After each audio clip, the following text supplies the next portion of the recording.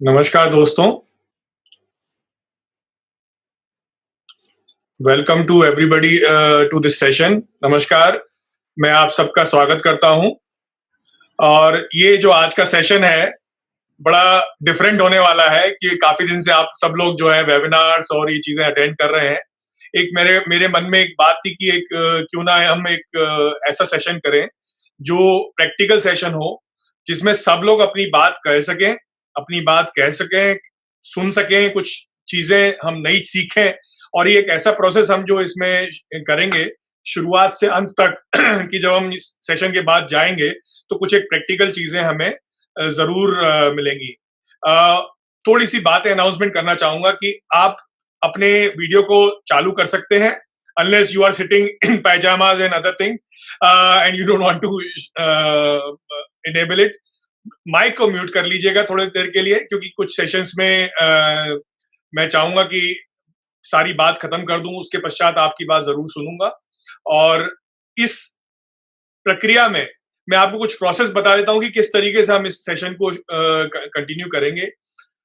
ये सेशन की as a अधिवक्ता, जैसे वकील जो है, हम लोगों को डे टू डे कार्य करने में टेक्नोलॉजी से क्या फायदा हो सकता है और टेक्नोलॉजी को हम किस तरीके से यूज कर सकते हैं, जिससे हमारा काम आसान हो जाए। हम कई चीजों पे बहुत लोगों पे डिपेंडेंट हैं, हम क्लर्क पे डिपेंडेंट हैं, अपनी डायरी मेंटेन करने के लिए हम कोर्ट की वेबसाइट पे जाके कोर्ट ऑर्डर्स देखते हैं और कई बार हम कोर्ट में खड़े होते हैं तो हमें तारीख लेने में बड़ी दिक्कत होती है कि हमारी तारीख कहीं क्लैश ना कर जाए। तो कुछ एक ऐसी चीजें हैं, शुरुआत होती है। तो पहला प्रोसेस हम लोगों का सबसे बड़ा होता है कि कैलेंडर मैनेजमेंट कैसे करेंगे, कैसे किस तरीके से हम कैलेंडर्स को, अपनी डेट की तारीखों को कैसे मैनेज करेंगे, ये थोड़ा समझेंगे। उसके पश्चात केस मैनेजमेंट के बारे में भी समझेंगे कि ट्रायल कोर्ट के केसेस का क्या नेक्स्ट डेट है, क्या ऑर्डर्स हुआ लास्ट उसमें और आगे क्या कार्रवाई चलेगी, ये इसके बारे में भी हम प्रोसेस को समझेंगे। उसके पश्चात एक प्रोसेस हम और समझेंगे कि डॉक्यूमेंट मैनेजमेंट, जो हमारे पेपर इतने सारे हमारे ऑफिस में हर रोज इकट्ठे होते हैं, हर पर्टिकुलर फाइल में जाते हैं, उनका हम किस तरीके से मैनेजमेंट करें और जो कि जब हमें को जरूरत पड़े तुरंत एक क्लिक ऑफ माउस जो है वो डॉक्यूमेंट हमारे को जो है अवेलेबल हो।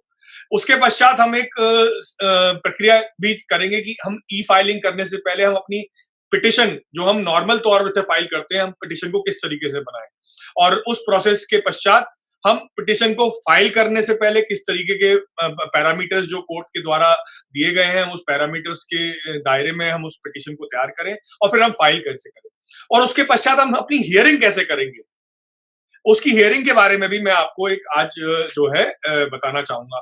और ये मेरी मुहिम बहुत सालों से चल रही है, काफी मेरे कलीग्स के साथ में। आई थिंक बहुत सारे मेरे कलीग्स आज यहाँ पर मौजूद हैं, उनको मालूम है कि मेरी आदत है, मैं सबको पुश करता हूँ कि आज आप टेक्नोलॉजी का यूज करें और जिससे कि कोर्ट में हमें काम में आसानी होगी। ऐसे समय में कुछ लोगों ने ऐसा महसूस किया कि शायद मुझे ये ज्ञान होता तो मैं कोर्ट में पिटिशन फाइल करके अपनी हियरिंग ले लेता।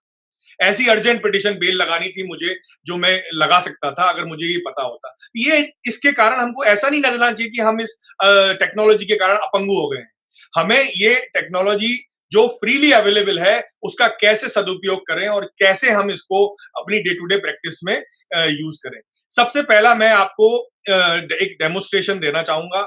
बेसिक बहुत ही छोटा सा है। आई थिंक ये मान के चलिएगा, जितने श्रोता यहाँ पर हैं आज मौजूद, ये सेशन हो सकता है आप कुछ लोगों के लिए बहुत ही बेसिक हो, पर ऐसे बहुत से अधिवक्ता हैं जिनको वो बेसिक भी नहीं मालूम है और उनकी नॉलेज में वो बेसिक भी होना बहुत जरूरी है, जिससे कि उनको डे टू डे कार्रवाई करने में बहुत आसानी हो। और कुछ ऐसे भी होंगे जिनको मेरे से ज्यादा भी ज्ञान होगा और मैं चाहूंगा आगे मैं आपसे सीखूं भी उस चीज के लिए। तो इस चीज के लिए तो मैं विदाउट आगे डिले करने से पहले सबसे पहला मैं आपको बताना चाहूंगा केस मैनेजमेंट के बारे में।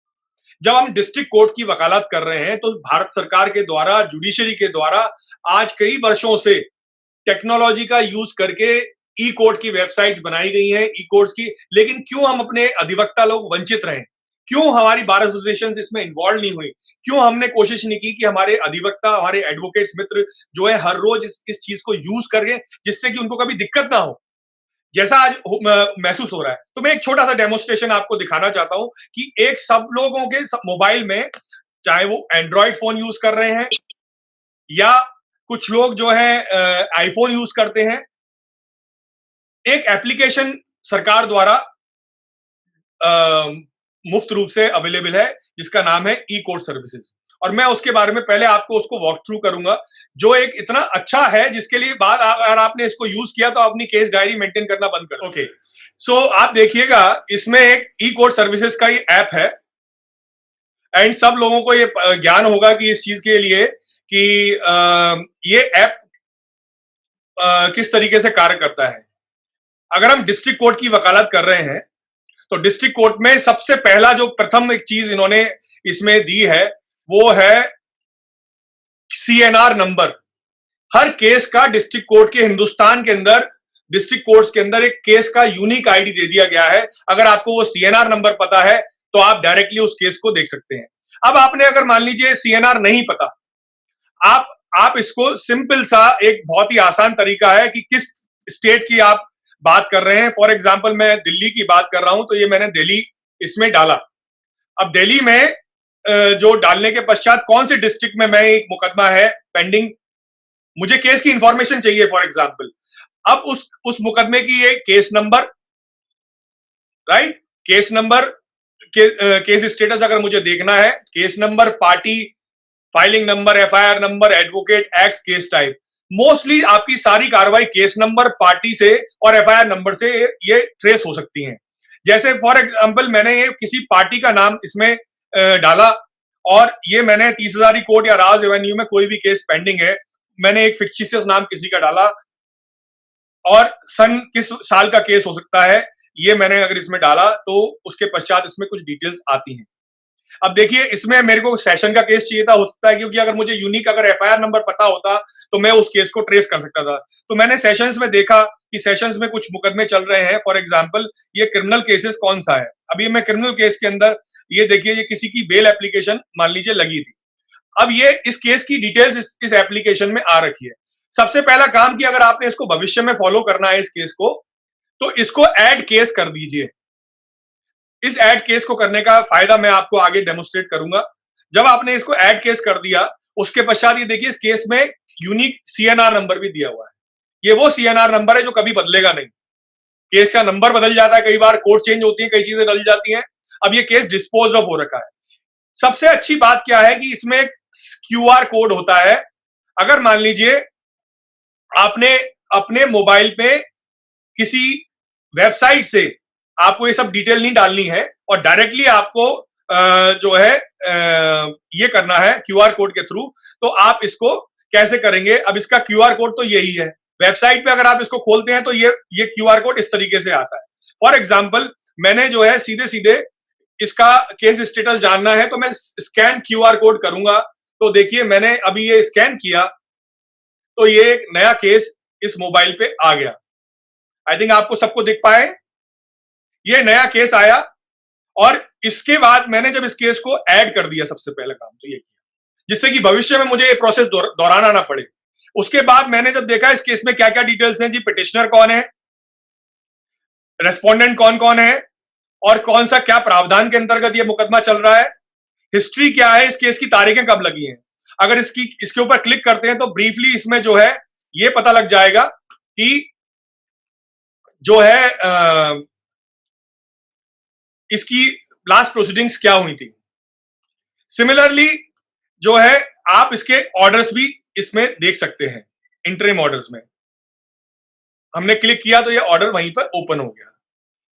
ये सब करने के बावजूद मैंने जब ये केस सेव किया था तो मैं आपको ये दिखाना चाहता हूं कि इसमें कैलेंडर कैसे मैनेज हो गया मेरा। ये देखिए मैं आपको बहुत ही आसानी से ये चीज को दिखाता हूं। तो सबके समक्ष एक बात तो ये आ गई कि जैसे मैंने कैलेंडर इसको शेयर किया था, let me just show you.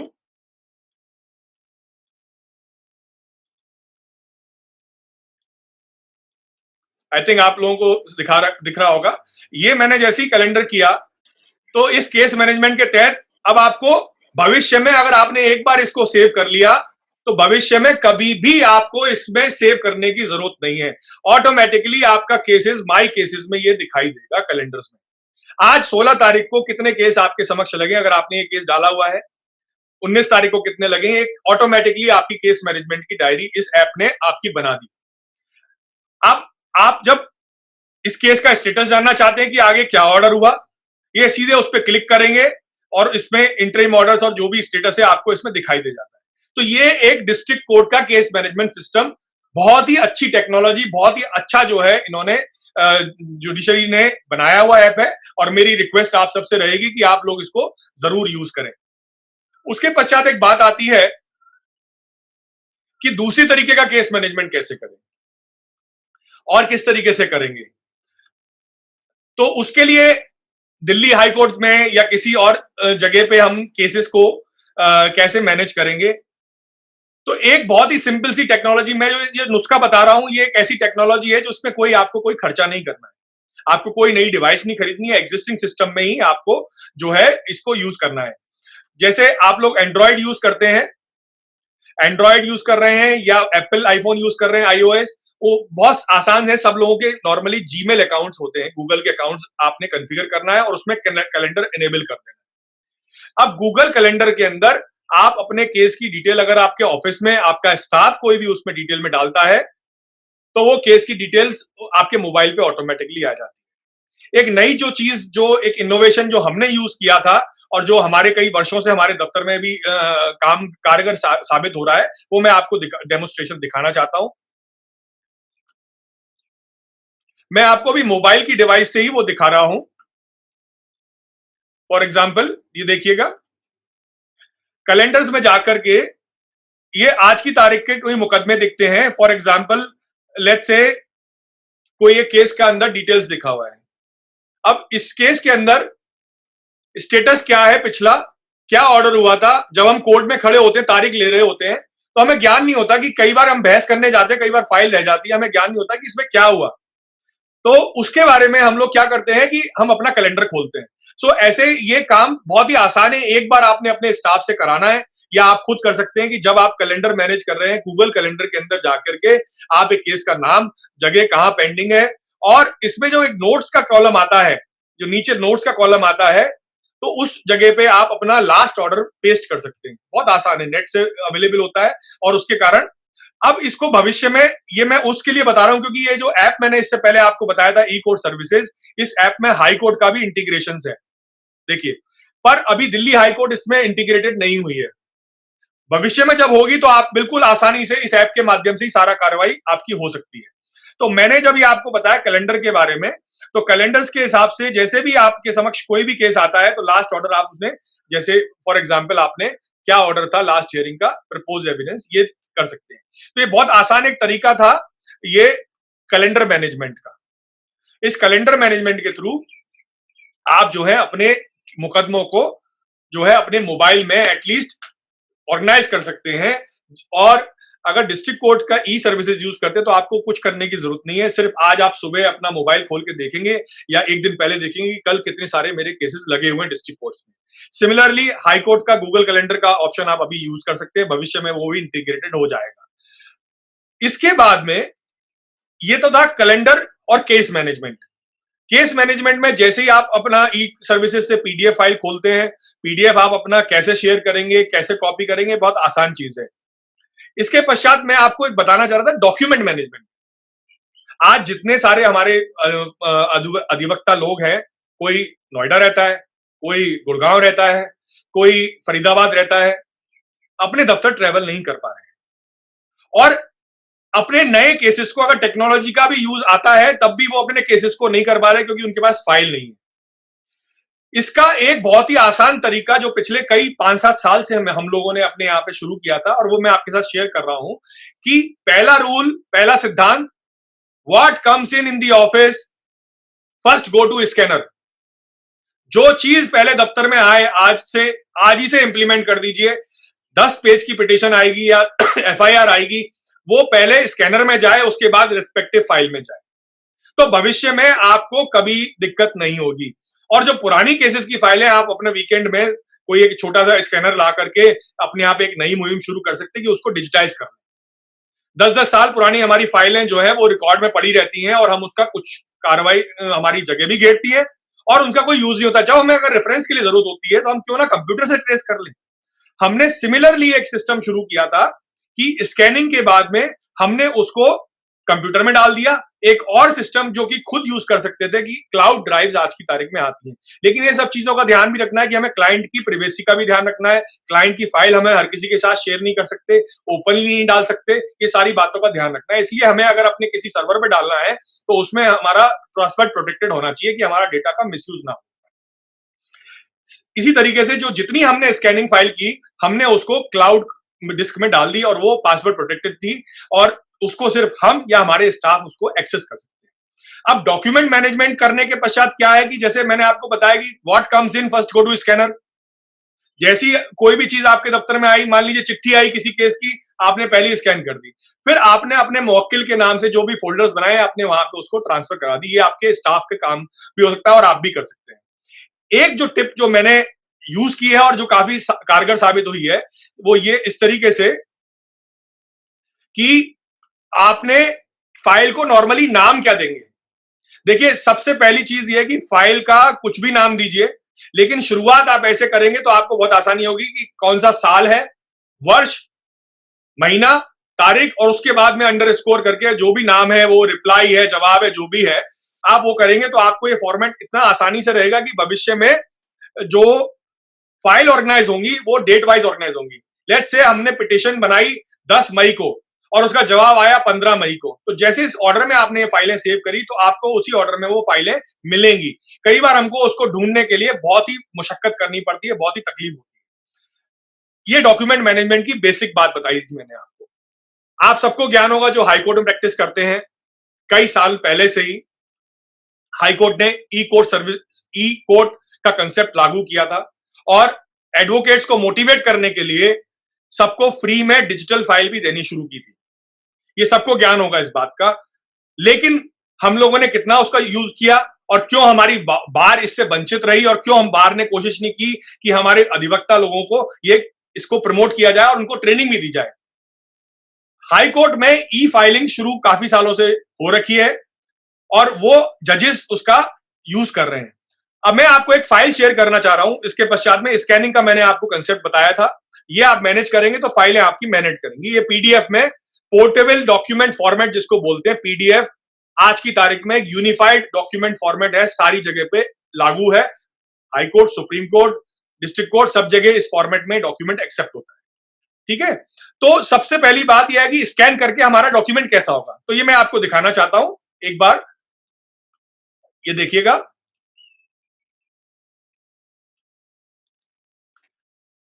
ये एक हाईकोर्ट की फाइल हमको दी गई थी और ये मैं आपके समक्ष इसलिए बताना चाह रहा हूं कि ये एक बहुत ही आसान चीज है। कोई एक प्लीडिंग की फाइल हमको हाईकोर्ट से स्कैन करी हुई मिली। हाईकोर्ट में इलेक्ट्रॉनिक फाइल सबसे पहले जो भी फाइलिंग हो रही है वो स्कैन करके ये लोग सर्वर पे डालते हैं। अब इसका एक बहुत आसान कितना फायदा है मैं आपको बताना चाहता हूं। ये 110 पेज की फाइल है। अब आपको ये पेजेस पलटने के लिए एक्रोबैट, एडोब रीडर या एडोब राइटर में हम आप इसको ओपन करते हैं तो ये फाइल्स में सबसे पहला कार्रवाई है कि हम जब अपनी फिजिकल फाइल पढ़ते थे तो सबको हम green flag, red flag, pink flag जब हम कोर्ट में बहस करते हैं तो वो लगाते हैं। यही काम इसमें बड़ा आसान है कि जिसको हम बुकमार्क बोलते हैं। ये इस फाइल में बुकमार्क हमें हाईकोर्ट की अगर हमने ली तो वो मिली हुई मिलती है बुकमार्क की। अब मुझे 110 की फाइल में सीधे पहुंचना है कि जी प्रूफ ऑफ सर्विस क्या है, तो प्रूफ ऑफ सर्विस को मैं क्लिक करता हूं तो मैं वहां पहुंच जाता हूं। ये एक बहुत ही उम्दा चीज है जो कि इलेक्ट्रॉनिक फाइल्स को जो ये फॉर्मेट चला आ रहा है, हाईकोर्ट, डिस्ट्रिक्ट कोर्ट, सब जगह यही फॉर्मेट इस वक्त लागू है। अब मान लीजिए मेरे को इसके पिटिशन की एप्लीकेशन में पहुंचना है, लेट्स से अपील में पहुंचना है, अपील क्या थी, उसकी प्रेयर क्या थी, तो ये सारी ये बुक मार्किंग जैसे हाईकोर्ट में ये हाईकोर्ट के द्वारा करी हुई है, स्टाफ द्वारा की गई है। आपको याद होगा कुछ समय पहले हाईकोर्ट में ई फाइलिंग का कस्टम शुरू हुआ था तो वो स्कैनिंग फीस भी लेते हैं। तो जब वहां स्कैनिंग फीस होने के बाद में ये फाइल जब कोर्ट में जाती है तो ये इस तरीके की फाइल बन जाती है। क्रिमिनल साइड में ये फाइल जो है हमें मिलती है, फ्री में मिलती है for the time being. Court ने मोटिवेट करने के लिए लॉयर्स को ये दिया। अब यही टेक्नोलॉजी का इसी वक्त यूज हो रहा है। इसमें सबसे अच्छी बात क्या है कि हमें कहीं पे परेशान होने की जरूरत नहीं है कि इसमें कहीं पे भी कुछ चीज हमें देखनी है तो हमने जस्ट क्लिक कर दिया। कोर्ट में अगर हम बहस कर रहे हैं और हमें फला पेज पे तुरंत जाना है, हमें पेज पन्ने पलटने की जरूरत नहीं, सीधे बुकमार्क पे क्लिक करेंगे तो वो हमको वो पेज पे पहुंच जाएगा। ये एक बनी बनाई फाइल मैंने आपको दिखाई। मैं अभी आपको प्रोसेस दिखाऊंगा कि कैसे अब हम इन फाइलों को बनाते हैं। ये तो कोर्ट द्वारा दी गई एक फाइल थी। अब मान लीजिए मैंने बहस करने के दौरान एक इंपॉर्टेंट पैराग्राफ को मैंने इसको हाईलाइट किया, उसको मैंने हाईलाइट करने के बाद मैं चाहता हूं कि मैं जज साहब के सामने जब बात बहस करूं तो मैं ये जो है पर्टिकुलर पैरा का ध्यान में रिमाइंड में रहे, तो मैंने उसका नाम कर दिया आर्ग्यूमेंट्स या कुछ भी लिख के इसको बुकमार्क मैंने बना दिया। देखिए ये फीचर जो है, मैं जो एप्लीकेशन यूज कर रहा हूं एक्रोबैट प्रो डीसी, जो एक बहुत ही फेमस एप्लीकेशन है, वो यूज कर रहा हूं। अभी फिलहाल आप लोग एक ट्रायल वर्जन लेकर के इसको एक्सपेरिमेंट कर सकते हैं, और मैं चाहूंगा कि अगर आप इसको अच्छा लगे तो इसको सब्सक्राइब भी कर लें, क्योंकि आने वाले समय में हमें इसको यूज करना है। और क्योंकि ये इस तरीके के ऐप और भी कई सारे ऐप्स हैं, बट एक्रोबैट का और भी फीचर्स मैं अभी आपको दिखाना चाहूंगा। अब मैंने ये आर्ग्यूमेंट्स के जब मैं बहस कर रहा हूं तो जज साहब के सामने मेरे को एक पॉइंट रेज करना था, तो मैंने तुरंत उस पर बुकमार्क किया, तो मैं वहां पहुंच गया। ऐसे ही मैंने जब ये फाइल जजमेंट्स में किसी में जाना था या एप्लीकेशन में जाना था, मैं लास्ट ऑर्डर पे जाना था, ये सारी बुकमार्क हुई फाइल है। सिमिलरली अब मैं बनाऊं कैसे ये फाइल, अब ये फाइल बनाऊंगा कैसे, ये बात मेरे को ये तो ई फाइल हमको कोर्ट से मिली। आज सबको ज्ञान होगा कि हर डिस्ट्रिक्ट कोर्ट में ई कमिटीज बनी हुई है। सुप्रीम कोर्ट से लेकर के डिस्ट्रिक्ट कोर्ट तक ई कंप्यूटर कमिटीज बनी हुई हैं, पर मुझे इस बात का दुख है कि आज तक बार इस चीज से वंचित रही है और बार इसमें इन्वॉल्व ही नहीं हुई कभी, क्योंकि इस जैसे जैसे इतने सालों से जुडिशरी इसको अपग्रेड कर रही है अपने सिस्टम को, बार को भी साथ में इंक्लूड होना चाहिए था। आज की तारीख में कोई भी जजमेंट डिस्ट्रिक्ट कोर्ट में होता है दिल्ली के अंदर, उसका विद इन 15-20 डेज में वो जजमेंट का पूरे टीसीआर का स्कैनिंग होकर दिल्ली हाईकोर्ट के सर्वर पे चला जाता है, और जिसके कारण बाद में अगर हम कोर्ट के सर्वर पे वो हमको मिल सकता है। टीसीआर जिसको हम बोलते हैं ट्रायल कोर्ट रिकॉर्ड या लोअर कोर्ट रिकॉर्ड, इसको हम हाई कोर्ट से भी प्राप्त कर सकते हैं। जब हम कोई क्रिमिनल केसेस की अपीलें वगैरह हम करते हैं उस समय मिल जाता है। तो अब मैंने आपको पहले बताया कि प्लीडिंग्स जो फाइल हमें मिलती है, सिमिलरली मैं आपको एक डेमोस्ट्रेशन और दिखाना चाहता हूं कि टीसीआर कैसे मिलता है, एंड इसके लिए मैं दिखाना चाह रहा हूं आपको ये जो एक फाइल है, ये 600 पेज की file similarly trial court scan करके हाई कोर्ट को भेज रही है, और किस तरीके से वो देखो वो करके स्कैन करके भेजती है। बुक मार्किंग में इन्होंने टीसीआर में order sheets, order on sentence, judgement, पीडब्ल्यूज, एग्जिबिट डॉक्यूमेंट क्या थे ट्रायल के दौरान, और उसके पश्चात जो भी मिसलेनियस पेपर थे, चार्जशीट क्या थी, मिसलेनियस वकालतनामा, रिपोर्ट ऑफ प्रोसेस सर्वर, सारी चीज पेज नंबर 1 से लेके आखिरी पेज तक पूरा रिकॉर्ड डिजिटाइज होके हाईकोर्ट में जाता है। और अगर ये आपके समक्ष ये एक छोटी सी फाइल 25 MB की भी होगी, 50 MB की होगी, तो आपके समक्ष आपको 600 पेज का बल्कि रिकॉर्ड रखने की जरूरत नहीं। इसके कारण आपको इतना आसानी हो जाती है कि कल को कोर्ट में आप कोई अपील बहस कर रहे हैं या कोई केस को कर रहे हैं तो आपको ये पूरा रिकॉर्ड होता है। सुप्रीम कोर्ट में भी या हाई कोर्ट में भी अगर आप कोई आर्ग्यूमेंट कर रहे हैं तो you can directly refer to the witnesses. Similarly exhibited document क्या थे, अब कई बार हमको सीधे डायरेक्टली पहुंचना है कि एग्जिबिट विटनेस नंबर 10 ने बोला था कि कोई डॉक्यूमेंट क्या था, उसके थ्रू एग्जिबिट हुआ है, तो डीडी नंबर ये फला फला ये खुल गई। तो ये लोअर कोर्ट रिकॉर्ड जो है ये हमें कंप्लीट एलसीआर जिसको बोलते हैं, ये हाईकोर्ट से भी मिल जाता है और ये स्कैन होकर के हाईकोर्ट के सर्वर पे आता है। ये ई कमिटी के द्वारा ये प्रोसेस चालू है। एक केस में हमने हाईकोर्ट के डिवीजन बेंच से भी एक आदेश कराया कि जब तक कोई सिस्टम फोर्थ प्लेस में नहीं हो तब तक ये डिजिटल जो रिकॉर्ड है, जो पर्सन कन्विक्ट होता है उसका ये रिकॉर्ड जेल में सीडी के द्वारा भेजा जाएगा। ये एक आदेश हाई कोर्ट के द्वारा जस्टिस सिस्तानी की बेंच ने हमारे केस में किया था और वो प्रोसेस लागू भी है। पर लेकिन आज की तारीख में लीगल सर्विस अथॉरिटीज द्वारा ये सारा डिजिटल रिकॉर्ड जेल के में जो लीगल की ब्रांच है और दिल्ली हाई कोर्ट के अंदर जो लीगल सर्विस कमेटी का दफ्तर है वहां पे भी ये एलसीआर अवेलेबल होता है, जो कि पैनल के लॉयर और नॉन पैनल लॉयर्स भी इस चीज को ले सकते हैं। ये इंस्ट्रक्शंस हमको बताए गए। अब मैं इस बात को बताना चाहता हूं कि ये तो चलो डॉक्यूमेंट आ गया, अब आगे की कार्रवाई कैसे करेंगे जी? आज हमको जो है फाइल कैसे करेंगे, कोर्ट के समक्ष जो है हम फाइलिंग कैसे करें? कोर्ट को हम कोई डॉक्यूमेंट, आज की तारीख में सिचुएशन ये है कि हम कहीं जा नहीं सकते, ना तो हमारे पास अटेस्टेड वकालतनामा है, ना हमारे पास में कोई एनेक्शड डॉक्यूमेंट्स है। कैसे हम उनको ऑर्गेनाइज करें और क्या कठिनाइयां आती हैं, क्या आसानी है? सबसे पहला जो मैं आपको फायदा बताता हूं कि आज हम ये जो टेक्नोलॉजी यूज करते हैं इतनी एनवायरमेंटल फ्रेंडली है। अगर हमने 500 पेज की फाइल अगर हमने बनानी है, हमको बिगर पेपर को खर्च करे हुए हम 500 पेज की फाइल बना सकते हैं और उनको सर्कुलेट कर सकते हैं। सबसे पहला चीज मैं आपको बताना चाहता हूं कि अब हम कैसे बनाएंगे पेपर। वर्ड, माइक्रोसॉफ्ट वर्ड तो सभी लोगों को उसका बारे में ज्ञान होगा कि जब भी हम कोई पिटीशन बनाते हैं तो हम सबसे पहले वर्ड पे टाइपिंग करते हैं, ठीक है। तो मैं आपको एक एप्लीकेशन छोटी सी दिखाता हूं और उसको कैसे हम लोग जो है कैसे रिफर करते हैं, मैं आपको उसके बारे में बताता हूं। ये एक छोटी सी टेम्पलेट, एक एप्लीकेशन अभी अभी इसके दौरान हमने बनाई थी, मैं आपको दिखाना चाहूंगा। मेरे को सुन पा रहे हैं? Yes sir. ओके, नाउ ये देखिए, मैंने ये वर्ड की एक कोई पिटिशन बना रखी है किसी की, इसी छुट्टियों के दौरान, इसी लॉकडाउन के दौरान किसी की बेल एप्लीकेशन, हमने सस्पेंशन की एप्लीकेशन बनाई हाई कोर्ट के लिए। तो सिंपल से वही पुराना फॉर्मेट, हमने कोई चेंज नहीं करना किसी भी चीज में, हम अपनी जो कार्रवाई पहले करते थे हम उसी तरीके से अपना वर्ड का हमने डॉक्यूमेंट बना लिया, ठीक है। ये देखिए, इंडेक्स से लेकर के आखिर तक जो है हमने अर्जेंट एप्लीकेशन प्रेयर, ये सारा बना के हमने बना लिया। क्या सिर्फ नहीं लगा पाए हम लोग अभी कि एक तो हम एफिडेविट नहीं लगा पाए, ना हम एक वकालतनामा लगा पाएंगे, क्योंकि वकालतनामा क्लाइंट साइन करेगा, फिर उसके पश्चात हम साइन करेंगे और तभी हम कोर्ट में फाइल करते हैं, यही एक प्रोसेस है। वकालतनामा एक करार है मेरे और मुवक्किल के बीच में कि मैंने उसका केस जो है मैंने ले लिया आगे के लिए कोर्ट में फाइल करने के लिए, ठीक है। मेरी रिक्वेस्ट है कि कृपया ये जो एनोटेशंस हैं उसको मूव मत ना करें, जो भी इसको माउस को अपने को थोड़ा सा मूव ना करें, जो मैं शेयर कर रहा हूं। अब जैसे ये मैंने डॉक्यूमेंट बनाया, अब आपको इस डॉक्यूमेंट को कन्वर्ट करना है। सबसे पहले बहुत आसान तरीका है, माइक्रोसॉफ्ट वर्ड में ये फीचर होता है। अब मैंने इसको छोटा करा था, लेकिन ये देखिए, इसको एक्सपोर्ट करके सेव एज, और कई जगह पे ऑप्शन आता है एक्सपोर्ट करने का। मैंने इस डॉक्यूमेंट को पीडीएफ में सेव एज क्या लिखा, save as portable document format जिसको बोलते हैं, हमने उसको उसमें कन्वर्ट कर दिया। ये बात समझ में आ गई सबको कि बहुत ही छोटा सा एक बहुत ही छोटा सा एक सिस्टम मैंने ये किया। और जब मैंने ये पोर्टेबल डॉक्यूमेंट बनाया तो ये क्या किस तरीके का दिखेगा, ये मैं आपको दिखाता हूं।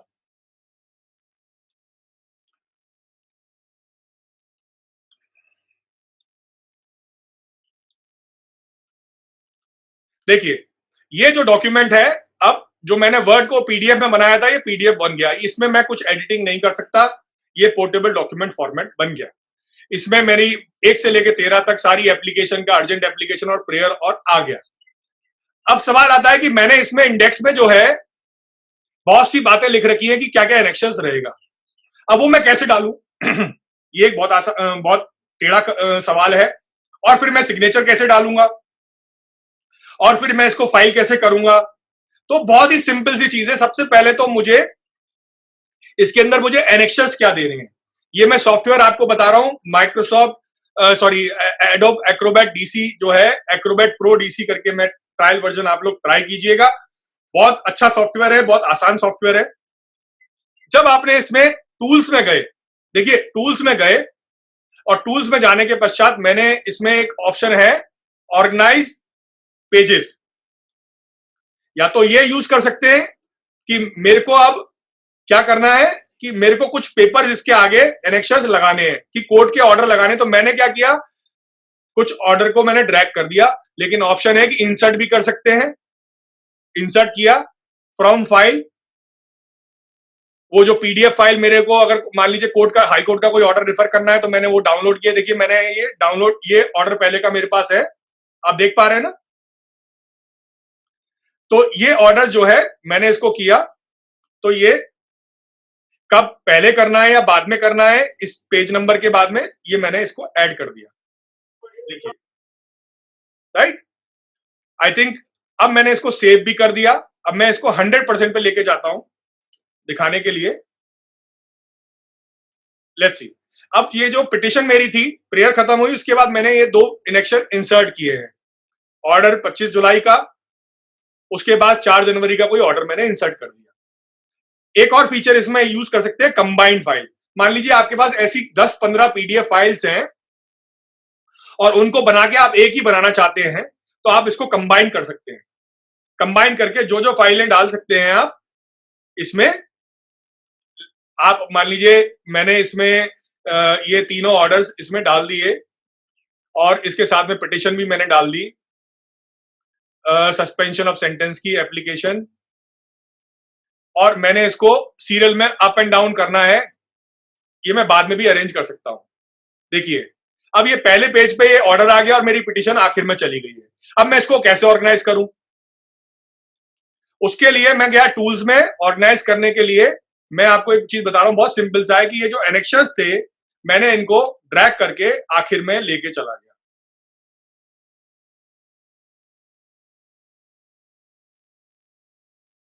ठीक है, ये यहां पे सारे ऑर्डर्स आ गए। I hope I am clear by this for this.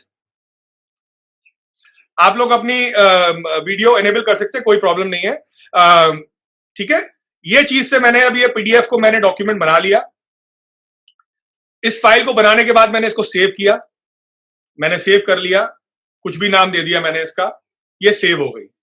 अब सवाल ये उठता है कि मैं इसको बुक मार्किंग कैसे करूं, क्योंकि कोर्ट का फॉर्मेट क्या मांगता है, जो मैंने आपको दिखाया था पहले, पोर्टेबल डॉक्यूमेंट फॉर्मेट, जो हाई कोर्ट, डिस्ट्रिक्ट कोर्ट, सब जगह पे अभी डिस्ट्रिक्ट कोर्ट ने भी मैंडेटरी कर दिया कि बुकमार्क होना चाहिए जी, पीडीएफ फाइल होनी चाहिए और बुकमार्क होनी चाहिए। तो ये सबसे पहला काम क्या है, ये पेज हम एक एक पेज बाय पेज इसको जाएंगे। पहला पेज कौन सा है, ये इंडेक्स। ठीक है जी, ये बुकमार्क देखो, ये लेफ्ट में बुकमार्किंग का ऑप्शन इसमें आता है। अब मैंने जैसी पेन चेंज किया, ये क्या रहा, अर्जेंट एप्लीकेशन। ये बुकमार्किंग वही है जो फ्लैग हम करते हैं, फ्लैगिंग करते हैं। ये नोटिस ऑफ मोशन। मैं वापस अगर इस पे जाता हूं, क्लिक करता हूं, तो देखिए अर्जेंट एप्लीकेशन पे क्लिक कर जाता हूं। बुकमार्क बनाने का ये मेरे को फायदा है।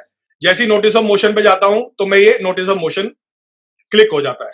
ऐसे ही आगे चल के ये मैंने एक एप्लीकेशन जो भी है, एप्लीकेशन, इसका नाम पूरा अगर आपने देना है जरूरी है, क्योंकि हाईकोर्ट के फॉर्मेट के हिसाब से इसका नाम है क्रिमिनल एमसी, जो मैंने बनाई थी, इसका नाम मैं यहां पे डाल सकता हूं। लेट्स से ये जो एप्लीकेशन है इसका नाम ये था।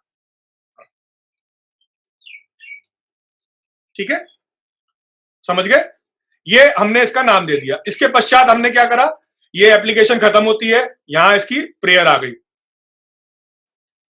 इसका नाम दे दिया प्रेयर। इसके पश्चात फिर examination application, application for examination, ये भी बुकमार्क कर दिया। उसके पश्चात ये अब मेरा कौन सा ये एनेक्शर है, annexure P1, order dated 25 July 2017, passed by this honourable court. बहुत सिंपल सा चीज है। ये मेरी इंडेक्स में जो भाषा में मैंने इंडेक्स के अंदर एनेक्शर्स बुक किए हैं, उनको मैंने यहीं पे अंकित करना है बुकमार्क में, क्योंकि कोर्ट को भी उसी हिसाब से रीड आसानी रहती है। अब ये डॉक्यूमेंट बना दिया मैंने सारा कुछ। अब सवाल उठता है कि इसको पेजिनेटेड कैसे करूं। कोर्ट को तो पेजिनेटेड चाहिए, जो हम हाथ से पेजिनेशन करते हैं वो कैसे करें। तो इसके लिए बहुत ही आसान टूल है और बहुत ही अच्छा सफाई वाला टूल है, जो आप लोग यूज करने के लिए सीख जाएंगे तो मैं कहूंगा कि आप इसको एडिक्शन इस चीज का हो जाएगा आपको। ये देखिए, इसमें जाएंगे हम, एडिट पीडीएफ में जाते हैं और इसमें इसी एप्लीकेशन के अंदर हेडर्स एंड फुटर्स करके एक ऑप्शन है, इसमें ऐड किया तो इसने पेज नंबर हमने डालना है, लेफ्ट में डालना है या सेंटर में डालना है या राइट में डालना है। मेरे को यहां पर राइट में, हम लोग हाई कोर्ट या कोर्ट के फॉर्मेट के हिसाब से हम लोग राइट में डालते हैं। अब इंसर्ट पेज नंबर अगर मैंने यहां पे किया तो देखिए ये अंकित हो गया, इंसर्ट पेज नंबर। और इसका मैं साइज क्या रखूंगा, मैंने नॉर्मली 14 या 16, फॉन्ट कोई सा भी आपको समझ में आए वो कर सकते हैं। लेट्स सी, ये मैंने इसको कर दिया। अब सवाल ये कि ये पेज नंबर जब लगेगा तो पहले पेज से शुरू होगा और पहले 2 पेज के अंदर मेरी इंडेक्स है। और हाँ, हमेशा यही करते हैं कि इंडेक्स के बाद में ही हमारी पेजिनेशन होती है। ये बात तो सबको क्लियर है। तो मैं क्या करूं कि इसको 2 पेज को छोड़ना पड़े, तो मैंने क्या किया कि पेज स्टार्ट जो मेरा होगा वो 3 नंबर से शुरू होगा। अब मैंने इसको ओके कर दिया, right. Let's say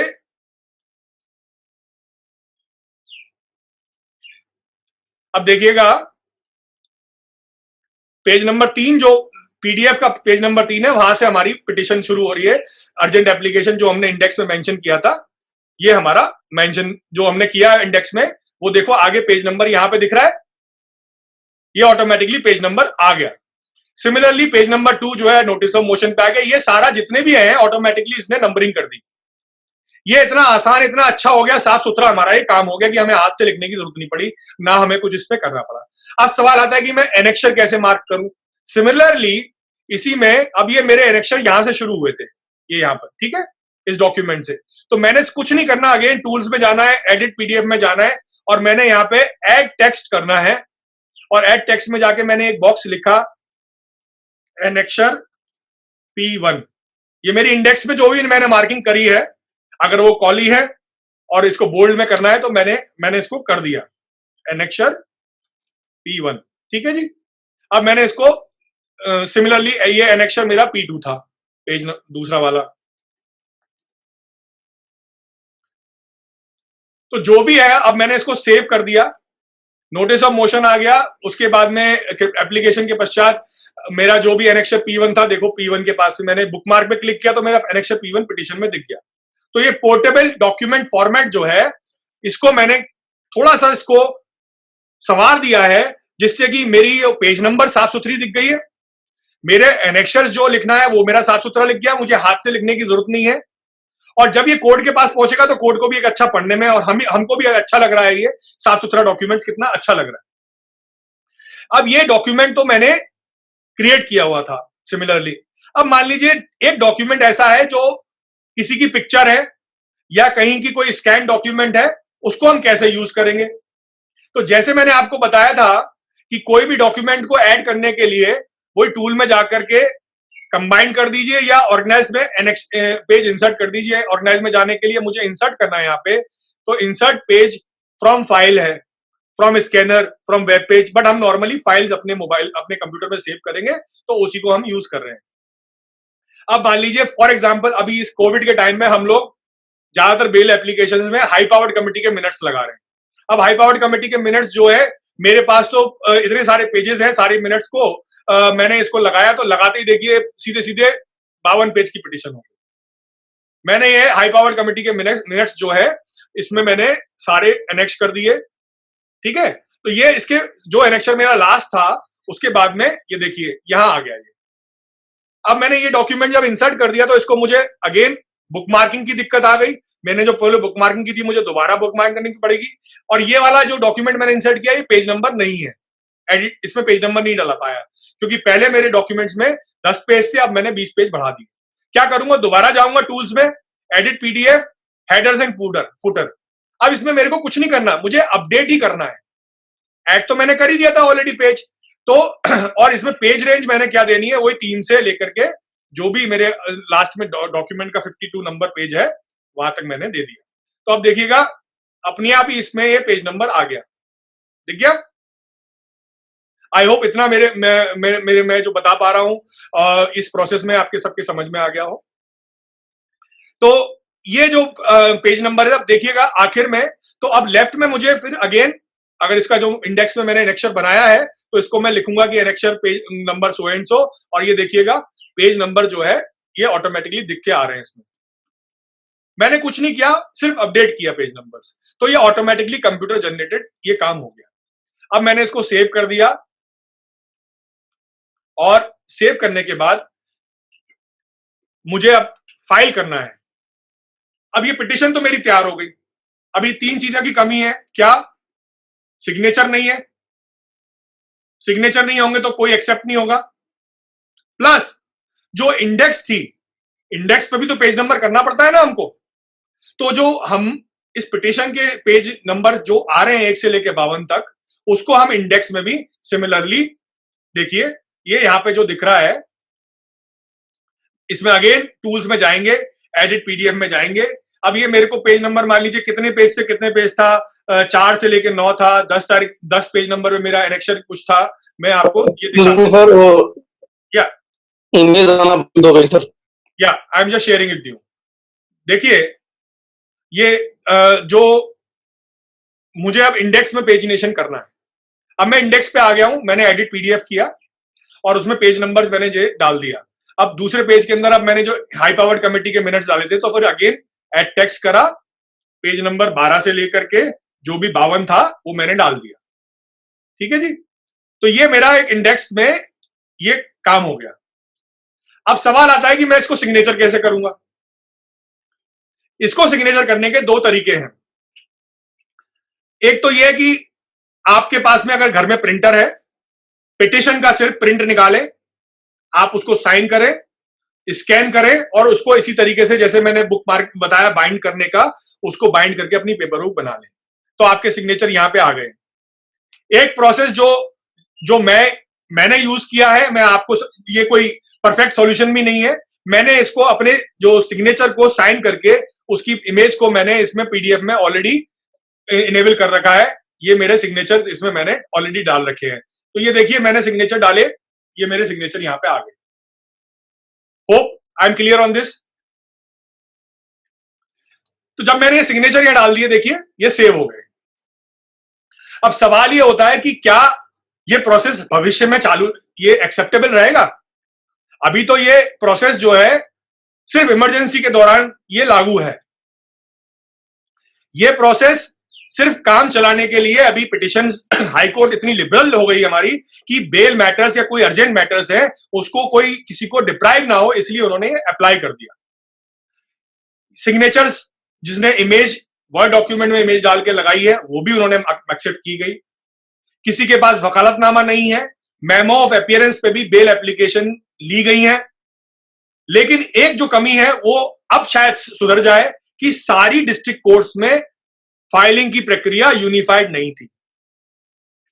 Dwarka court ने कहा कि हमें पीडीएफ डॉक्यूमेंट बना के दीजिए, बुकमार्क तो करके दीजिए, प्लस सर्चेबल पीडीएफ बनाइए। अब सर्चेबल का मतलब आप लोग समझ गए क्या है कि अगर मैं यहां पे सर्च मारूं, अजय वर्मा का नाम लिखूं इसमें, नॉर्मली पीडीएफ डॉक्यूमेंट्स कई बार स्कैन होते तो वो सर्चेबल नहीं होते, उसमें अजय वर्मा का नाम सर्च मारूं तो वो सीधे वहीं पहुंच जाए अजय वर्मा पे। या मैं कुछ प्रेयर मांगू या बेल का नाम लिखूं या किसी का नाम लिखूं करे, तो उसके लिए वो प्रोसेस एक प्रोसेस होता है।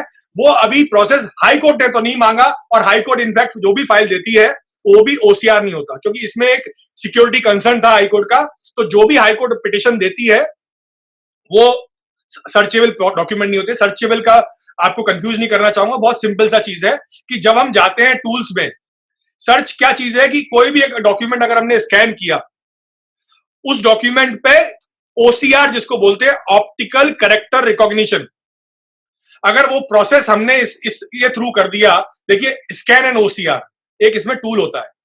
अब मैंने ये इसमें आ गया ऑप्शन रिकॉग्नाइज टेस्ट, मैं आपको शेयर कर रहा हूं स्क्रीन, मैं दिखाता हूं। ये देखिए इस प्रोसेस में पहले जाएंगे कहां पर, टूल्स में गए, स्कैन एंड ओसीआर, इसमें इसी में ही स्कैन एंड ओसीआर में करना है। Let's see, select the file. For example मैं इस फाइल को वापस खोलता हूं और इसी को मैंने ओसीआर चलाना है, scan and OCR. Recognize text, एक साथ आप 50 फाइलों को भी कर सकते हैं रिकॉग्नाइज।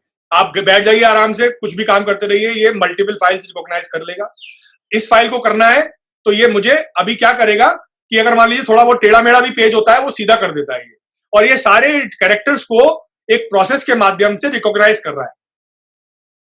ठीक है, अगर आपने कोई स्कैन डॉक्यूमेंट, किसी कोर्ट का ऑर्डर था और वो किसी इंग्लिश के अंदर था और वो टाइप नहीं था, और अगर आपने उसके ऊपर ओसीआर चला दिया, ऑप्टिकल कैरेक्टर रिकॉग्निशन चला दिया, तो उसके पश्चात आप उसको कंट्रोल एफ जिससे आप फाइंड करते हैं, जैसे मैंने अभी इसमें प्रोसेस शुरू किया, ये 32 पेज तक चला गया। अभी देखिए प्रोसेस चल रहा है, converting scan page to searchable image. तो कल को अगर मान लीजिए आपको सर्च करना है अपने फोल्डर में कंप्यूटर के अंदर, तो आप अगर आप वो सर्च मारोगे कि bail of so and so, नाम डालोगे तो वो डॉक्यूमेंट ट्रेस हो सकता है। ये एक फायदा है ओसीआर का। अब ये 41 पेज जो है जिस तरीके से हो गए हैं, मैं आपको इसके बारे में थोड़ा सा बता देता हूं। देखिए ये स्कैन हो गया, ओसीआर हो गया। अब मेरे को क्या करना है कि इसमें एक फायदा जो सबसे बड़ा है कि मैंने कुछ भी इसमें मान लीजिए टाइप किया, ये देखिए जहां जहां मैं सर्च करूंगा वो डॉक्यूमेंट वर्ड यहां पे आ जाएगा। फॉर एग्जाम्पल पैरोल डाला मैंने तो पैरोल पे पहुंच गया। तो इसका एक फायदा होता है कि कई बार जो है हम बहस कर रहे होते हैं कि जजमेंट बड़ा लंबा चौड़ा होता है कई बार जजमेंट, और उसमें मुझे डिफेंस के आर्ग्यूमेंट जाना है या कुछ चीजें ऐसी है जो मुझे तुरंत पहुंचना है और मैंने बुकमार्क नहीं कर रखा और मैं चाहता हूं कि उस पर्टिकुलर वर्ड पे पहुंच जाऊं, लेट्स से अपोजिशन, सर्कमस्टांसेस। तो ये कुछ सर्च ये करने का एक फायदा ये है जो हमारे अपने ऑफिस में काम देता है। अब ये पिटीशन हमने बना ली, ठीक है। पिटीशन बनाने के बाद में अब इसकी बुकमार्किंग भी कर दी हमने। आप में से ज्यादातर वकील, मेरा जहां तक मानना है, सारे अच्छे वरिष्ठ वकील भी बैठे हैं यहां पर, डिजिटल सिग्नेचर के बारे में जानते होंगे। एक डिजिटल सिग्नेचर वो नहीं है जो मैंने सिग्नेचर करके इमेज में डाला और उसकी फोटो खींच ली, वो डिजिटल सिग्नेचर नहीं है। Under the information technology act, digital signature certificate एक मेरा इंडिविजुअल आइडेंटिटी है इलेक्ट्रॉनिक वर्ल्ड में। अगर मैंने उस डिजिटल सिग्नेचर सर्टिफिकेट को यूज किया तो मेरा ये डॉक्यूमेंट लीगली रिकॉग्नाइज्ड है। तो जो डीएससी, अभी आपने रिसेंटली कोविड के टाइम पे कुछ कोर्ट रजिस्ट्रार जनरल के ऑर्डर्स देखे होंगे, कुछ डिस्ट्रिक्ट कोर्ट्स के ऑर्डर देखे होंगे जिसमें कि सिग्नेचर नहीं हो रखे लेकिन उनका नाम लास्ट में लिखा होगा और ऊपर से एक डीएससी, और उसकी सिक्योरिटी आपको दिख जाती है कि वो सिक्योर्ड डॉक्यूमेंट है, पब्लिकली डॉक्यूमेंट है और it can not be modified. Number one. तो ये डिजिटल सिग्नेचर का आज से हम अगर कोशिश करेंगे, भविष्य में हम यूज करेंगे, क्योंकि मैं तो यूज कर रहा हूं, मैं आपको उसके बारे में भी थोड़ा सा बताना चाहूंगा। उसका एक फायदा ये है कि कल को अगर हम सारी जगह ऑडिट्स में, इनकम टैक्स में, कहीं पे भी हम सिग्नेचर की जरूरत होती है। इनफैक्ट जो लॉयर्स ट्रेडमार्क का रजिस्ट्रेशन का काम करते हैं उनको डिजिटल सिग्नेचर्स भी चाहिए होते हैं ट्रेडमार्क के लिए, या कोई डॉक्यूमेंट, किसी को लीगल नोटिस भी भेजना है, आपको इलेक्ट्रॉनिकली भेजना है, तो उसको आप डीएससी से सर्टिफाइड कर सकते हैं। अब मैं आपको दिखाना चाहूंगा कि कैसे डीएससी को अफिक्स करेंगे और कैसे ये डॉक्यूमेंट एक सिक्योर डॉक्यूमेंट बन जाता है फिर उसके पश्चात, कि उसको फिर मॉडिफाई भी नहीं कर सकता कोई। अब ये तो नॉर्मल प्रोसेस हो गया कि आपने पीडीएफ बना दी। अभी मैं एडवांस थोड़ा वर्जन बता रहा हूं, इसके बाद में 10 मिनट बाद में मैं अपने सवाल जो भी रहेंगे मैं जरूर लूंगा। ये जो डॉक्यूमेंट बनाया, हम इस डॉक्यूमेंट्स को भी अपनी सिग्नेचर वाला, मैंने जैसे प्रोसेस बताया कि इमेज लगा करके हम उसको भेज सकते हैं कोर्ट को। अब कहां के कैसे प्रोसीजर थे, दिल्ली हाई कोर्ट में अगर हमने अर्जेंटली बेल लगानी थी तो ई मेंशनिंग करनी थी। ई मेंशनिंग करेंगे सुबह 9 से 10:30 के बीच में। वो मेंशनिंग हमारी एक पेज का मेंशनिंग वीडियो बना के, उसके लिए मैंने एक अलग से सेपरेट वीडियो बनाया था, अपलोड किया हुआ है। जैसे ही मोबाइल पे कंफर्मेशन आ गया उसके पश्चात 2 घंटे के अंदर अंदर आपको ये वाली फाइल बनानी है और फिर सबसे पहले क्या करनी है, स्टेट काउंसिल्स को भेजनी है। स्टेट काउंसिल को भेजने के बाद में आपने उसको सर्विस रिपोर्ट, अब सर्विस रिपोर्ट कैसे देंगे? सर्विस रिपोर्ट क्या है जी, जो मैंने ईमेल भेजी, मैं आपको दिखाता हूं कि कितना आसान काम है, कि उसमें परेशान होने की कोई जरूरत नहीं है। फॉर एग्जाम्पल, हमने जो है क्रिमिनल स्टैंडिंग काउंसिल को सर्विस दी है और उसकी सर्विस की कॉपी हमने जो है वो कोर्ट को बतानी है। मैं आपको एक बस डॉक्यूमेंट दिखाऊंगा। वो जो ईमेल हम उनको भेजेंगे, जो ईमेल हम उनको भेजते हैं, उस ईमेल का सेंट प्रूफ, उसको एज ए जब हम प्रिंट करें, पीडीएफ एज ए सेव कर ले, उसको हम अपनी इस पिटीशन में या अपनी ईमेल में अटैच करके ई फाइलिंग, हाई कोर्ट का जो इंस्ट्रक्शंस आ रहा है उनको भेजते हैं, तो वो सर्विस मान करके उसको लिस्ट कर देते हैं। अगर आपकी पिटीशन में बुकमार्क है, पेजिनेटेड है, बकायदा इसमें आपके सिग्नेचर है और ग्राउंड ऑफ अर्जेंसी भी आपने लिखा हुआ है, तो आपकी पिटीशन लिस्ट हो जाती है। सिमिलरली डिस्ट्रिक्ट कोर्ट्स में 30,000 के अंदर उन्होंने एक अलग प्रोटोकॉल दी हुई है, द्वारका में अलग प्रोटोकॉल दी हुई है। तो जो उनके जो एडमिनिस्ट्रेटिव ऑफिसर्स जो भी बनाए हुए हैं इस फाइलिंग के लिए, उनके पास जब वो पिटीशन पहुंचती है, कोई ऑब्जेक्शन होता है तो आपको इंटीमेट कर दिया जाता है, अदरवाइज वो पिटीशन को फॉरवर्ड करके लिस्ट कर देते हैं। अब एक लास्ट प्रोसेस इस चीज का, प्रक्रिया का मैं आपको दिखाना चाह रहा था कि डिजिटल सिग्नेचर कैसे लगाएंगे इस पे। उसके लिए मैं आपको जस्ट लेके चलता हूं, जस्ट 1 सेकंड।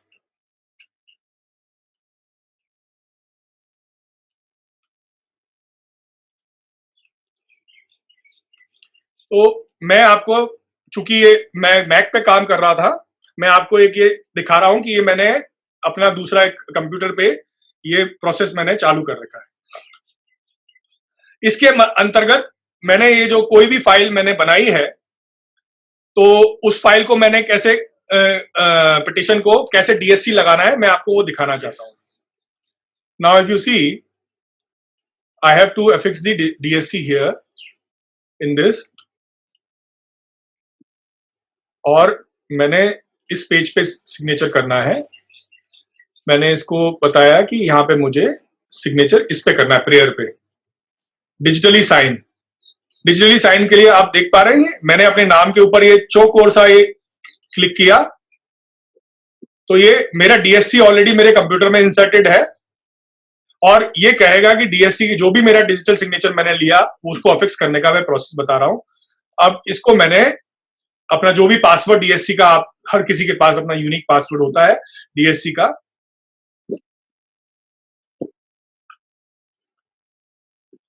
तो ये सबसे पहले क्या करेगा कि आपकी वो फाइल जो है नए नाम से सेव करने के लिए आपको रिक्वेस्ट करेगा, और फिर आपने किया, उसके पश्चात आपका पासवर्ड मांगेगा, जो भी आपका डिजिटल सिग्नेचर में पासवर्ड आपने रखा होगा.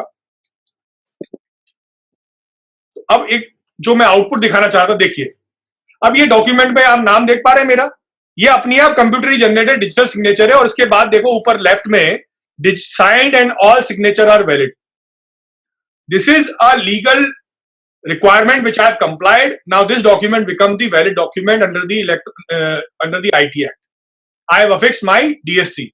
Now इस डॉक्यूमेंट को अब कोई एडिट नहीं कर पाएगा. ये डॉक्यूमेंट अगर मैं आपको मेल करूंगा तो ये लॉक्ड डॉक्यूमेंट मिलेगा.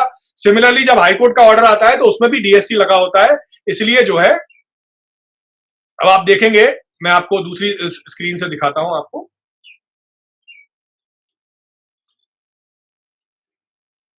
कि ये जो डॉक्यूमेंट हमने बनाया था,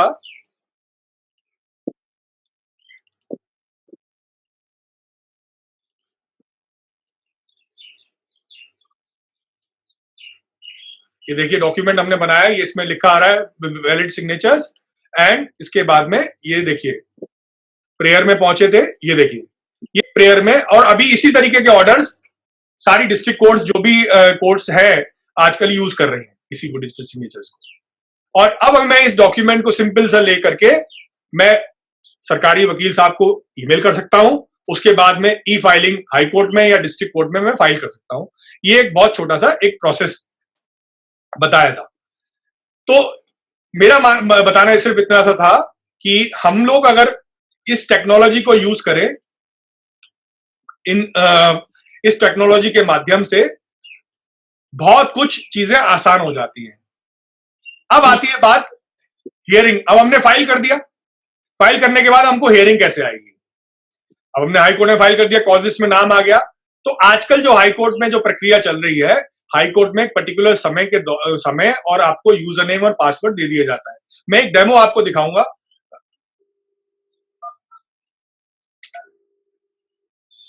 तो उस डेमो के माध्यम से मुझे एक कॉल आएगी और मैं, मेरे एसोसिएट जो है मुझे इस कैसे हियरिंग में अटेंड करेंगे. कि सबसे पहले आपको सब जो है एप्लीकेशन क्या डाउनलोड करना है, वेबएक्स. देखिए ये वेबएक्स जो एप्लीकेशन है मैं आपको बता देता हूं.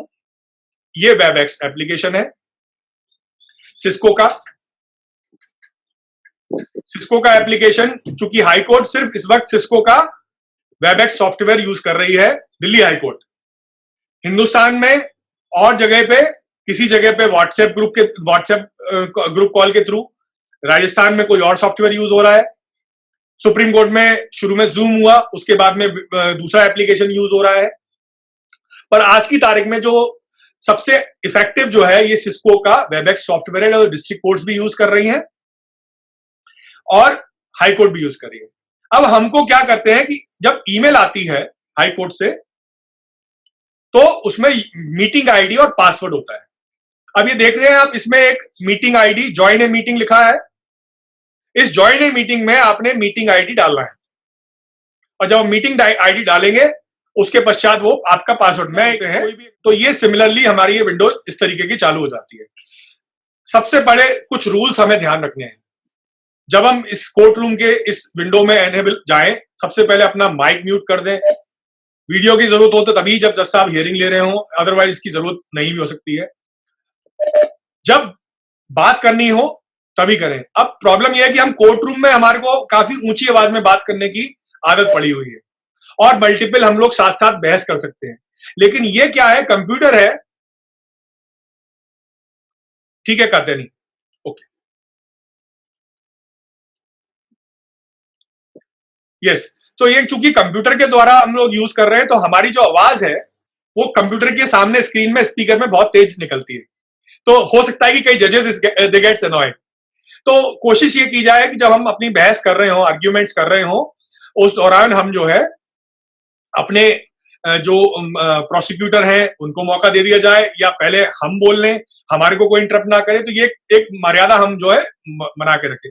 दूसरी बात, ड्रेस कोड तो कोर्ट ने अभी, सुप्रीम कोर्ट ने और बार काउंसिल ने बोल ही दिया है, लेकिन फिर भी हम ऐसी भी ड्रेस ना पहन के बैठे कि वो खुद हमको कोर्ट के समक्ष जो है थोड़ी सी शर्म आए, या कोर्ट के समक्ष सुनवाई करते हुए उनको लगे कभी कोई जो पीछे ऑर्डर आया कि बनियान पहन करके बैठे हुए थे। देखिए, हम मर्यादा वाली अदालतों में जा रहे हैं और कुछ काम करने के लिए जा रहे हैं, तो हमें उस मर्यादा का बिल्कुल ध्यान रखना है, और जजेस के साथ जैसे हम कोर्ट में पेश आते हैं वैसे ही हमने पेश आना है, और तभी तो हम रिलीफ ले पाएंगे। ये इन बातों का जरूर ध्यान रखना है। ये ऐसे करके जो हमारा जो है हियरिंग का प्रोसेस शुरू हो जाता है, और इसके बाद में जब ये हियरिंग हो जाती है तो शाम को जो है हमको ऑर्डर आ जाता है, डिस्ट्रिक्ट कोर्ट में अपलोड हो जाता है और हाई कोर्ट में वो भी अपलोड हो जाता है। तो ये एक प्रक्रिया मैंने आपको डे टू डे प्रैक्टिस में जो हमने यूज करी थी। लेकिन अब चूंकि अभी इलेक्ट्रॉनिक हम घर में बैठ के काम कर रहे हैं, फॉर एग्जाम्पल, तो मैंने एक पहला रूल बताया था कि what comes in digital it should be discarded. जब आपकी सारी फाइलें स्कैन हो गई, तो कुछ लोग मेरे साथ दंडपानी सर बैठे हुए हैं, काफी सीनियर एडवोकेट्स बैठे हुए हैं, आईपैड लेकर के हम लोग कोर्ट में भी बहस कर सकते हैं। हम सारा अपना डेटा क्यों ना अपनी केस फाइल्स अपने नोटपैड पे लेके जाएं, और कोर्ट में जब हम जाते हैं तो हमें हजार हजार पेज की फाइलें ले जाने की जरूरत नहीं पड़ती, और हम सीधे, जैसे मैंने आपको बताया, बुकमार्क करके आप इतनी देर में तो अपोजिट काउंसिल जो है पेज पलटेंगे, आप जज साहब को बता देंगे कि ये पेज नंबर में आप ओपन कर लीजिए। तो इतना इसका फायदा है टेक्नोलॉजी का। आप अपना वीडियो एनेबल कर सकते हैं, कोई सवाल पूछ सकते हैं, मुझे कोई आपत्ति नहीं है। And I think today there is no restriction for this, because we are here for each other. आज की तारीख में मेरी कोशिश ये है कि हम क्यों ना मिलकर के लॉयर्स एक दूसरे को इक्विप करें, कि जिससे आगे ये दिक्कत ना हो। ऐसे बहुत से लोग हैं, अभी 30,000 का डेटा है कि 30% एडवोकेट्स ने इलेक्ट्रॉनिक फाइलिंग करी है, बाकी लोग जाकर के फाइलिंग कर रहे हैं। तो अभी इस वक्त कोविड की सिचुएशन में हम लोग चैलेंजेस फेस कर रहे हैं, क्यों ना हम टेक्नोलॉजी को यूज करें, क्यों ना हम इक्विप करें अपने आप को कि हम एटलीस्ट सर्वाइवल तो कर पाए। अपना सर्वाइविंग के लिए हमें चाहिए ना, पिटिशन फाइल हो, कोर्ट की सुनवाई हो, क्लाइंट को रिलीफ मिले, तो इस चीज के लिए हम टेक्नोलॉजी का क्यों नहीं यूज कर सकते। ये मेरी एक कोशिश थी। आपके सवालों के लिए मैं बिल्कुल कोशिश करूंगा कि आंसर करूं उसके बारे में। So you may ask any question. Yeah, Ajay ji. Yes. Yeah, this is Dinesh Sabharwal. Yes, Mr. Dinesh. हाँ जी, बस मेरा एक छोटा सा क्वेश्चन है कि एक्रोबैट प्रो डीसी सॉफ्टवेयर जो है, तो जो मेरे पास नॉर्मल अभी पीडीएफ फॉर्म में फाइल्स हैं, तो वो एक्रोबैट प्रो डीसी फाइल्स ही हैं, या I need to purchase this software and convert those PDF files also into Acrobat Pro DC? देखिए, एक आपका PDF format is a unified format, portable document format. वो किसी भी सॉफ्टवेयर से ओपन हो सकता है। एक तो फ्री वर्जन्स भी हैं, और पहले उनको पढ़ने के लिए, उन डॉक्यूमेंट्स को पढ़ने के लिए हमें किसी पेड वर्जन की जरूरत नहीं है। उन डॉक्यूमेंट्स को पढ़ने के लिए हमें किसी पेड वर्जन की जरूरत नहीं है। एक्रोबैट रीडर के नाम से एक सॉफ्टवेयर भी आता है, वो फ्रीली अवेलेबल है, या आप अगर मैक यूज करते हैं तो प्रीव्यू में ओपन हो जाता है, या कोई और आप कोई एप्लीकेशन यूज करते हैं तो वो पीडीएफ ओपन हो जाती है, उसमें आपको लेने के लिए जरूरत नहीं है। लेकिन चूंकि अब ये प्रोसेस आ गया ऐसा कि हमें अपनी पीडीएफ डॉक्यूमेंट्स को मॉडिफाई करना है, हमने एनेक्शर्स ऐड करने हैं, हमने उनको एडिट करना है, हमने उनको पेजिनेशन करना है, बुकमार्किंग करनी है, उसके लिए हमें ये पेड वर्जन लेना पड़ जाता है। ऐसे ही and we can convert present files to Acrobat Pro DC, या वो कन्वर्ट नहीं करते, उनको एडिट कर सकते हैं। कन्वर्ट तो सेम ऑलरेडी पीडीएफ फॉर्मेट में है। एक और चीज का ध्यान रखना है सब लोगों ने, कि जो ये पीडीएफ है, कई बार होता है कि हमारे एनेक्शंस बड़ी हाई स्कैंड होते हैं, काफी साइज बढ़ जाता है, तो इसमें एक ऑप्शन भी आता है पीडीएफ में कि रिड्यूस फाइल साइज। मैं आपको अभी दिखा देता हूं उसी चीज का ऑप्शन, कि अगर किसी फाइल को हमने खोला है, बनाते हैं, तो हम उसको देखिए, ये इसमें एक फाइल का ऑप्शन, रिड्यूस फाइल साइज का एक ऑप्शन आता है। ठीक है। अगर आपकी मान लीजिए 50 MB की फाइल है और कोर्ट ने रिक्वायरमेंट करी है कि 30 MB की फाइल हमें भेजनी है, तो वो फिर आपने उस चीज को रिड्यूस कर सकते हैं इस सॉफ्टवेयर के माध्यम से। नंबर 1। नंबर 2, एक जो प्रोसेस जो अभी दिल्ली हाईकोर्ट ने शुरू किया है कि सारी डिस्ट्रिक्ट कोर्ट्स में ई फाइलिंग के काउंटर्स भी उन्होंने बना दिए हैं। जो दिल्ली हाईकोर्ट में फाइलिंग पहले भी हो रही थी, वहां पे आपको अपना bar council ID, login ID और पासवर्ड लेकर के आपने ई फाइलिंग काउंटर्स में आप जाते थे तो सीडी लेके जाते थे। अगर वो इलेक्ट्रॉनिक फॉर्म में आपकी पिटिशन, जो मैंने आज बताया बुकमार्क बनी हुई आपकी पिटिशन थी और प्रॉपर डॉक्यूमेंट है, तो वो अपलोड हो जाती थी उसमें और वो कोर्ट के उसमें रिकॉर्ड में चली जाती। तो ये एक प्रोसेस पहले भी चलता रहा था। अब यही हम लोग जो आज एक्सटेंडेड कर रहे हैं, कल सुप्रीम कोर्ट ने एक डेमो दिया, बहुत ही अच्छा प्रक्रिया है। और मैं चाहूंगा कि हम सब, चूंकि advocate on record he filing करते हैं, बट ऐसी प्रक्रिया अगर हमारे दिल्ली हाईकोर्ट में भी हो जाए तो ये बहुत आसान हो जाएगा कि हम घर बैठे एटलीस्ट फाइल कर सकते हैं केसेस, चाहे हम सुनवाई के लिए फिजिकली जाए। लेकिन हमारा जो टाइम प्रोसेस, अब आप देखिए इलेक्ट्रॉनिक फाइलिंग आपने करी, कितने लोगों का बीच में इन्वॉल्वमेंट नहीं रहा। नंबर 1, आपके क्लर्क को भागना नहीं पड़ा सर्विस के लिए। नंबर 2, अटेस्टेशन आप करवा सकते हैं, ऑनलाइन भी अटेस्टेशन की प्रोसेस हो सकते हैं। प्लस सर्विस आप जो है किसी भी तरीके से ईमेल के थ्रू सर्विस दे सकते हैं, इज रिकॉग्नाइज्ड। व्हाट्सएप के थ्रू भी कोर्ट ने रिकॉग्नाइज किया हुआ है, तो उसमें कोई दिक्कत नहीं है। तो ये प्रोसेस जरा बड़ा आसान है और टाइम कंज्यूमिंग नहीं है इतना, जितना कि हमारे को फिजिकली वहां जाकर के लाइन में लगवाना पड़ता है और फाइलिंग करनी पड़ती है। हाँ जी, और कोई सवाल? Dinesh ji, I hope I was able to clarify your question. Yes, thanks a lot. Thank you. Hi sir, my name is Ravikant Kaushal. हाँ जी रवि जी। एक्चुअली आपने बताया था कि जब हम वर्ड में फाइल बना लेते हैं अपनी पूरी पिटिशन और उसके बाद उसको जब सेव करते हैं, तो मेरे वाले वर्ड में मैंने अभी जस्ट देखा कि उसमें सेव एज पीडीएफ नहीं आ रहा है। पीडीएफ कन्वर्टर जो है, अगर आपका वर्ड, पहले तो सबसे पहली चीज मैं आप सबको बताना चाहता हूं कि हम लोग प्रोफेशनल्स हैं, लॉयर्स, तो हम लोग अपने किसी भी काम को डिस्ट्रॉय होने का रिस्क नहीं ले सकते। नंबर 1, हम कोई भी कंप्यूटर यूज करते हैं विंडोज का, उसमें हमारी पायरेटेड सॉफ्टवेयर नहीं होना चाहिए। सॉफ्टवेयर का मतलब हम एटलीस्ट हमारा जो ऑपरेटिंग सिस्टम है वो सिक्योर होना चाहिए, उसमें एक एंटीवायरस होना चाहिए। अगर आप एप्पल यूज करते हैं तो एप्पल में तो कोई दिक्कत नहीं आती। उसके बाद आपका जो वर्ड भी है, वर्ड का लाइसेंस जो अगर आप लेते हैं तो 7,000 रुपए साल का सारे वर्ड के जो ऑफिस के रिलेटेड डॉक्यूमेंट है वो आपके आराम से आ जाते हैं और उससे काफी आसानी से सारे काम कर पाते हैं। कई बार क्या होता है, जो मैं आपकी क्वेरी को थोड़ा एनलार्ज कर रहा हूं, कई बार क्या होता है कि 2000 वर्ड वर्जन है 2000 का और अभी हमने चल रहा है 2020 और नए वर्जन की फाइल्स कन्वर्ट करते रहिए, चेंजेस करते रहिए, क्योंकि आजकल वर्ड जब सब unified latest update software use कर रही है, तो मेरी रिक्वेस्ट रहेगी कि वर्ड का जो अपडेटेड सॉफ्टवेयर है वो यूज करें, नंबर 1। लेकिन चलिए आपके पास वो नहीं है, क्या करना चाहिए? उसके लिए पीडीएफ कन्वर्टर्स एज ए, या तो प्रिंट में जाके भी ऑप्शन आ सकता है, ट्राई कीजिएगा, नहीं तो एक्सपोर्ट एज पीडीएफ भी ऑप्शन आता है। अगर वो भी नहीं आ रहा तो ऑनलाइन में जाकर के फ्री पीडीएफ कन्वर्टर्स अवेलेबल है, आप उससे पीडीएफ कन्वर्ट कर सकते हैं। नंबर 2, ये जो एक्रोबैट रीडर की मैं बात कर रहा हूं, ये आपकी खुद की डिवाइस पे आप काम कर पाओगे। ऐसा भी है मार्केट में फ्रीली पीडीएफ राइटर्स भी अवेलेबल है ऑनलाइन। वहां क्या होगा कि फिर आप अपनी फाइल ऑनलाइन अपलोड करोगे, थर्ड पार्टी सर्वर पे जा रही है आपके क्लाइंट्स की इंफॉर्मेशन, फिर आप उसको एडिट भी कर सकते हो। ये सारे ऑप्शंस हैं, वो मैं सजेस्ट नहीं करूंगा। अब एक्रोबैट रीडर डीसी की बात है, ये लाइसेंस अगर हम लेते हैं तो कुछ 1,000 रुपीज मंथ का या साल भर का भी एक 20,000 रुपए का साल का पैकेज भी इनका होता है, ये डिपेंड करता है। लेकिन ये जो एक नॉर्मल इंडिविजुअल लॉयर्स है वो लोग कोई अल्टरनेट वर्जन भी यूज कर सकते हैं। कुछ और भी सॉफ्टवेयर हैं जो हम सस्ते में 7,000 रुपए लाइसेंस के भी आते हैं, वो यूज किए जा सकते हैं। Okay, thanks a lot sir. Any other query? Hi sir, I'm Sanjay. हाँ जी Sanjay ji. Sir, I want to know only one thing. What is the process to get the DSC of online can we देखिए, get? DSC के लिए जाने की हमें कहीं जरूरत ही नहीं पड़ती। पहले इतना अच्छा सिस्टम बना हुआ है आज की तारीख में और इतना सिक्योर सिस्टम बना हुआ है कि ई मुद्रा और कई सारी वेबसाइट्स हैं जो government recognized digital signature, digital certifying authorities है, वो आपको देती हैं डिजिटल सिग्नेचर्स। उसके लिए आपने क्या करना होता है, आप ऑनलाइन जाके परचेज करेंगे, वो आपका वेरिफिकेशन करते हैं आधार और जो भी आपका प्रूफ डॉक्यूमेंट लेकर के, फिर उसका एक वेरिफिकेशन वीडियो के माध्यम से होता है। देन एंड देयर आपका जो है वीडियो वो लेगा और उसके बाद में आपकी रिकॉर्डिंग करके वो अपने सर्वर से उसको वेरीफाई करके कि आप एक ह्यूमन बीइंग हैं, उसका वेरिफिकेशन होने के बाद आपको वो डिजिटल सिग्नेचर आ जाता है ऑनलाइन. ये ऑनलाइन अवेलेबल है, you can download it, but there are certain security features also. Please do not share your passwords, please do not share your things.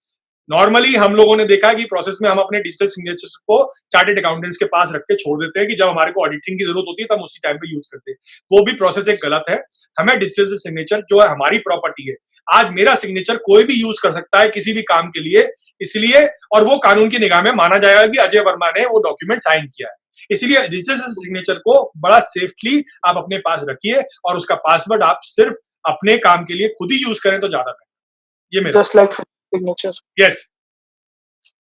Thank you very much, sir. Thank any other query? Sorry to interrupt, sir. I would like to know one thing. Actually, due to certain network issue, I could not join your session in complete. No problem. So it would be on YouTube as soon as possible. Yeah, we will be sharing the recorded, uploading the recorded video of this, and which you can see. My idea is जितना जल्दी, जितनी सटीक भाषा में, सरल भाषा में मैं आपको बता पाऊं, क्योंकि बहुत सारी वीडियोस अवेलेबल है यूट्यूब पे, सब जगह आप देख सकते हैं. कुछ चीजें मैंने भी सीखी हैं बाहर से और कुछ एक्सपीरियंस करके आती हैं कि हमने अपने यूज में जो डे टू डे यूज किया है. कैलेंडर मैनेजमेंट का सिस्टम, जैसे ई कोड सर्विसेज का एप्लीकेशन, ये कितना इतना आसान हो गया कि अब हमें कहीं परेशान होने की जरूरत नहीं पड़ती. हमें क्लर्क से नहीं पूछना पड़ता कि किस पे क्या ऑर्डर हुआ था. अगर हमने ई कोड सर्विसेज का ऐप खोला तो हमें कोड्स के केसेस अपडेटेड मिल जाते हैं. सिर्फ एक ही बार ऐड करना होता है. मान लीजिए वो केस आप कर भी नहीं रहे, 2 साल बाद आपको याद आएगी अरे उसके केस में क्या हो रहा था, तो ई कोड सर्विसेज में वो ऑलरेडी आपके एडेड फेवरेट केसेस में है, वो आ जाता है. तो ये एक प्रोसेस बहुत अच्छा है. आई थिंक यूज करने से हमारे को बहुत आसानी हो जाती है. थोड़ा हम बल्कि जो है फाइल पढ़ने की बजाय हमको कंप्यूटर के ऊपर थोड़ा आसानी हो जाती है पढ़ने की. ये मेरा मानना है. Yes. Thank you. Thank you. Verma जी, हाँ जी. अभी जो आपने बताया है डिजिटल सर्टिफाइड सिग्नेचर्स जो है वो हम ले सकते हैं, पर अभी प्रेजेंटली तो हम जो फिजिकल अगर हम सिग्नेचर की पीडीएफ रखी है तो उसको यूज कर सकते हैं एट प्रेजेंट. हाँ, अभी तो वो चल ही रहा है ना, हाई कोर्ट एक्सेप्ट कर रहा है. अभी मैं आपको भविष्य के लिए तैयार करने की कोशिश कर रहा हूँ. हाँ, नहीं, थैंक यू.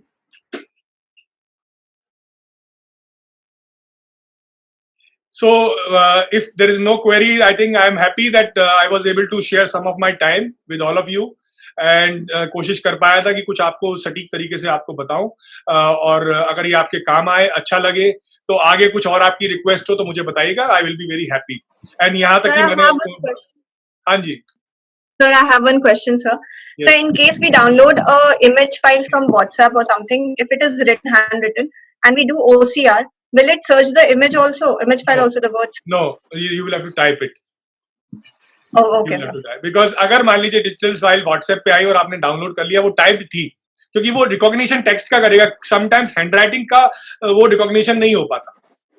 लेकिन पहले याद होगा आपको, ट्रांसक्राइबर आते थे कि जिस हैंडराइटिंग से लिखते थे, जैसे जैसे लिखते जाते थे टाइपिंग होती जाती थी. वो टेक्नोलॉजी इतनी सक्सेसफुल नहीं हुई, तो वो अभी उसको ऑब्सोलीट हो गई. लेकिन ये जो OCR का कंसेप्ट है, वो जैसे जजमेंट प्रिंटेड आपके पास मिल गया, अब आपको 100 पेज का जजमेंट है, वो साफ सुथरा है, टाइप्ड है, लेकिन आप उसको टाइप करना है पूरा, और वो फिजिकल फाइल नहीं है, वो सॉफ्ट फाइल नहीं है आपकी, और वो स्कैन फाइल है. तो क्या करेंगे आप, उसको अगर OCR चला देंगे तो वो जो वर्ड्स हैं उसके वो रिकॉग्नाइज हो जाएंगे और आप उनको कॉपी करके एक नए वर्ड डॉक्यूमेंट में आप कन्वर्ट करना आसान होता है. And then the fonts will change, sir. Yes, the fonts will change, and then you can change this font as per your convenience. Oh, okay, sir. Okay, thanks. All right. I hope there's nothing else. Good to see you, Ranbani sir. Good to see you, many of Shobit and other colleagues of mine. I'm very happy that I was able to share my time with you. Good afternoon, sir. Good afternoon. Thanks a lot, sir. It was wonderful. Sir, I hope all of you are well. Yes, sir. Shobit, Thank you so much. Thank you so much, sir. Thank you very much for your guidance. Thank you so much, sir. Thank you so My much. pleasure. My pleasure.